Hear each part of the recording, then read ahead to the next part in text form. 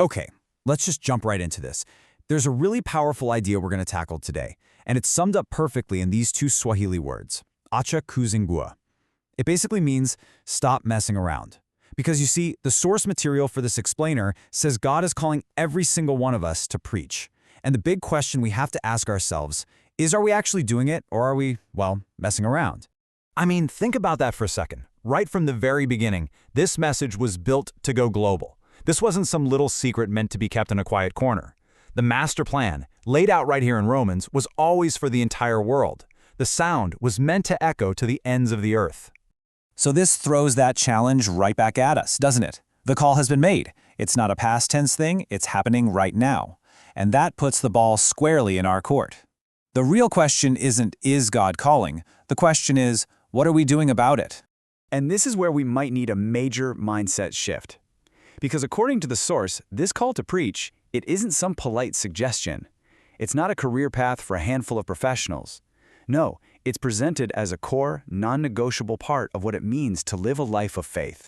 This verse from Deuteronomy is so key to understanding this. It paints this incredible picture, not of a once-a-week sermon, but of a constant, living conversation. You talk about these things when you're just sitting around at home, when you're walking down the street, when you're going to bed, and when you're getting up. It's woven into the very fabric of your day. It's a lifestyle. Okay, so if the call is a 24/7 lifestyle, then we have to ask a really tough question about the world we live in right now. There's a massive audience out there, a world that is hungry and listening. But are they listening where we're talking? And this is where we find a huge disconnect. Just look at this breakdown. It's so stark. On the left, you've got our traditional gathering places, Sunday services, Bible studies, brick-and-mortar buildings.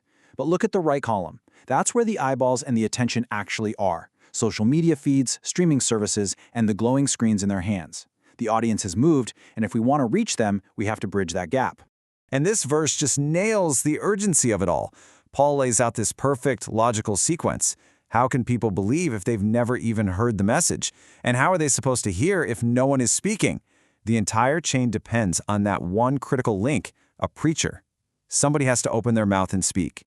So if the people are in the digital world, and they desperately need someone to speak, well, the solution becomes pretty clear, doesn't it? We have to start seeing technology not as a distraction or an enemy, but as the new digital pulpit. It's the new frontier for getting this message out. You know, the Apostle Paul actually gave us the perfect blueprint for this. He said he became all things to all men so that he might save some. Now, he didn't change the gospel, not one bit, but he absolutely changed his approach, his style, his swagger, you could say, to connect with different people and different cultures. He met them right where they were. We have to do the same thing. But this leads us to a really fascinating and honestly, a critical question. You remember in the Bible when Moses said he wasn't a good speaker? God pointed to his brother Aaron and said, "He'll be your mouthpiece." Well, today, we have our own Aarons. We have AI, we have social media platforms, all this new tech. So the big question is, can we trust these tools with such a sacred message? It's a powerful thought, right? We can use these incredibly effective tools to amplify our voices beyond what we could ever do alone. But with that power comes some serious risk. What happens when we hand the microphone over to Aaron, to our technology? And here's the warning label. Aaron, remember, was the tool, not the vision carrier. And what happened when he was left unsupervised? He built a golden calf. The tool ended up corrupting the whole mission. The warning for us is crystal clear. By all means, use the platforms, use the tech, but you can never, ever lose control of the message itself. The source uses this brilliant analogy from engineering. You know how big industrial tanks have alarms for when the level gets too high or too low? We need the same thing spiritually. A level alarm high should go off when our motive starts to become pride or making a name for ourselves. And a level alarm low should go off when we're frozen by fear and do nothing at all.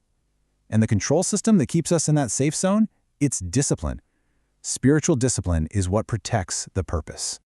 Now, after all this talk about discipline and risks and responsibility, it's really easy to feel the pressure, maybe even to feel totally overwhelmed.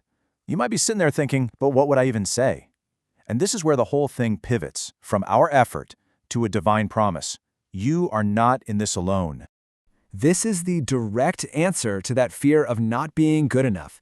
Jesus himself promised that when the moment comes, you don't have to rely on your own clever words or perfect speech. The Holy Spirit will literally give you the script right when you need it.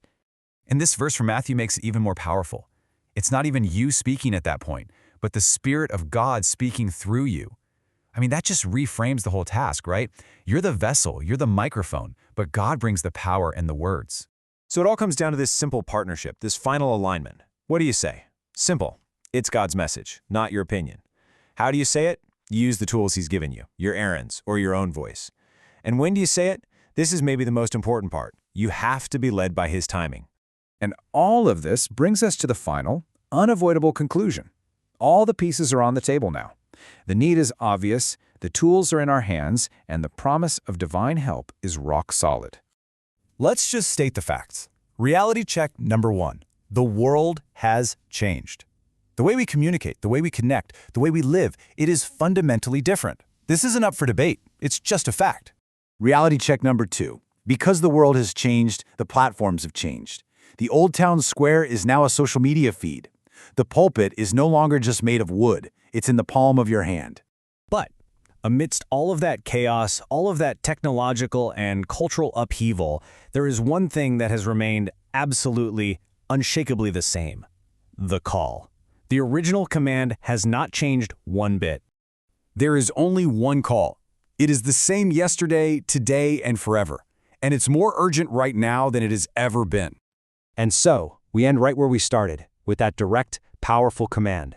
Acha Kuzingua. Stop messing around, stop making excuses, stop waiting for the perfect time. That time is over. Peleka Injili. Take the gospel. The question was never whether or not you were called. The only question that matters now is, will you answer?